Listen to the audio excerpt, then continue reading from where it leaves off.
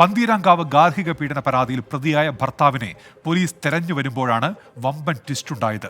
ഭർത്താവ് രാഹുൽ പി ഗോപാൽ നിരപരാധിയെന്ന് പെൺകുട്ടിയുടെ മൊഴിമാറ്റം. ഭർത്തൃവീട്ടുകാരുടെ സമ്മർദ്ദത്തിലാണ് മൊഴി മാറ്റുന്നത് എന്ന് പെൺകുട്ടിയുടെ പിതാവ് ആരോപിച്ചിരുന്നു. ഇന്ന് അതിന് മറുപടിയുമായി പെൺകുട്ടി പുതിയ വീഡിയോ പുറത്തിറക്കി.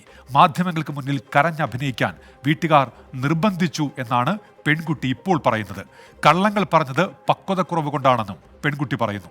ദേഹത്തെ മുറിവുകൾ സംബന്ധിച്ച് വിചിത്രവാദമാണ് പുതിയ വീഡിയോയിൽ പെൺകുട്ടി ഉന്നയിക്കുന്നത്.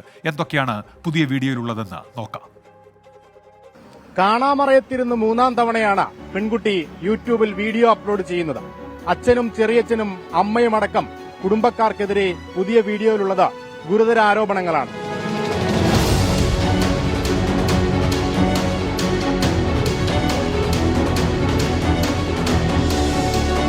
പ്രശ്നങ്ങൾ വഷളാക്കിയതിന്റെ ഉത്തരവാദിത്തം അച്ഛനാണെന്ന് പെൺകുട്ടി പറയുന്നു. രഹസ്യമൊഴിയിൽ കള്ളങ്ങൾ പറഞ്ഞത് അച്ഛനെ ഭയന്നാണ്. രഹസ്യമൊഴി അച്ഛൻ അറിയുമോ എന്ന ഭയമാണ് ഇതിന് പ്രേരിപ്പിച്ചത്. DAGയുമായും മുഖ്യമന്ത്രിയുടെ ഓഫീസുമായും അച്ഛനുള്ളത് അടുത്ത ബന്ധമാണെന്നും പെൺകുട്ടി പറയുന്നു. ഇൻ കേസ് അത് മൊഴി ലീക്കായി അച്ഛൻ അറിയുകയോ എന്തെങ്കിലും ചെയ്തു കഴിഞ്ഞാൽ എനിക്ക് ത്രെട്ടനിങ്ങും കാര്യങ്ങളും ഉണ്ടാകുമോ എന്നുള്ളൊരു പേടിയായിരുന്നു എനിക്ക്. അതുകൊണ്ട് എനിക്ക് ആ ഒരു സമയത്ത് പോലും കറക്റ്റായിട്ടുള്ള സത്യം എന്താണെന്നുള്ളത് മജിസ്ട്രേറ്റിനോട് എനിക്ക് പറയാൻ പറ്റിയില്ല. ദേഹത്തെ മുറിവുകൾ സംബന്ധിച്ച് വിചിത്രവാദമാണ് പെൺകുട്ടി ഉന്നയിക്കുന്നത്. ചാർജർ കുരുക്കിയ പാടുകൾ എന്ന പേരിൽ കാണിച്ചത് ജന്മന ഉള്ള പാടാണെന്നും കയ്യിലെ മുറിവുകൾ ഡാൻസ് കളിച്ചപ്പോൾ ഉണ്ടായതാണെന്നും പെൺകുട്ടി പറയുന്നു. അപ്പം ഞാനതിൽ പറഞ്ഞിട്ടുള്ള എൻ്റെ കഴുത്തിലുള്ള ചാർജറിൻ്റെ കേബിൾ വെച്ചിട്ട് മുറുക്കിയെന്നാണ് എൻ്റെ പഴയ സ്റ്റേറ്റ്മെൻറ്റ്. അങ്ങനെയായിരുന്നു രാഹുലേട്ടന് എഗെയിൻസ്റ്റ് ആയിട്ട് ഞാൻ പറഞ്ഞത്.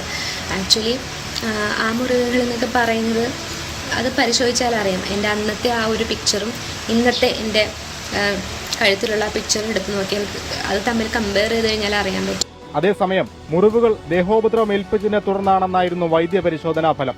നുണപരിശോധനയ്ക്ക് തയ്യാറാണെന്നും അച്ഛനുൾപ്പെടെയുള്ളവരെയും നുണപരിശോധനയ്ക്ക് വിധേയരാക്കണമെന്നും പെൺകുട്ടി ആവശ്യപ്പെട്ടു. പെൺകുട്ടിയുടെ മൊഴിമാറ്റത്തെ ആശ്ചര്യത്തോടെയാണ് വനിതാ കമ്മീഷൻ വിലയിരുത്തുന്നത്. സംഭവത്തിൽ വിശദ അന്വേഷണം നടത്തണമെന്ന് വനിതാ കമ്മീഷൻ അധ്യക്ഷ പി സതീദേവി പറഞ്ഞു.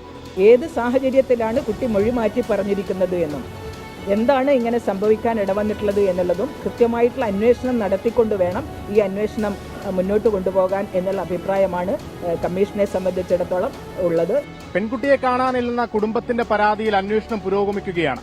പുതിയ വീഡിയോയുടെ അടിസ്ഥാനത്തിൽ സൈബർ സെല്ലിന്റെ കൂടി സഹായത്തോടെ അന്വേഷണം ഊർജിതമാക്കാനാണ് പോലീസിന്റെ ശ്രമം. കൊച്ചിയിൽ നിന്ന് അശ്വിൻ പാലാടി, 24.